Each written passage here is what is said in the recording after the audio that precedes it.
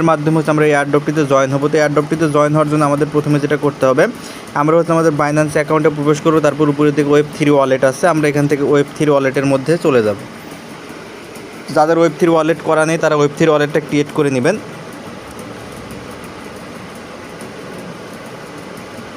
দেখেন আমরা Web3 ওয়ালেটের মধ্যে প্রবেশ করলাম। কীভাবে Web3 ওয়ালেট ক্রিয়েট করবেন সেই ভিডিওটা দেওয়া থাকবে ভিডিও ডেসক্রিপশন বক্সের মধ্যে, সেখান থেকে আপনারা দেখে নিতে পারেন যাদের Web3 ওয়ালেট নেই। তো Web3 ওয়ালেটের মধ্যে আসার পরে আপনারা দেখতে পারবেন এখানে একটা ব্যানার আছে।